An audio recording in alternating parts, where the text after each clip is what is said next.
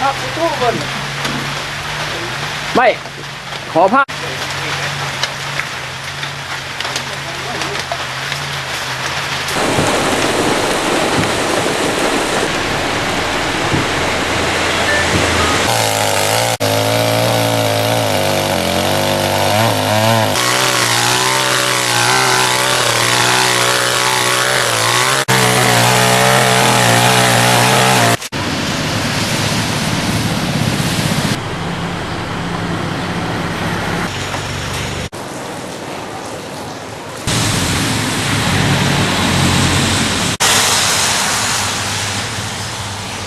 ตรงฝั่งนี้8 คูหานะฮะแล้วก็ยก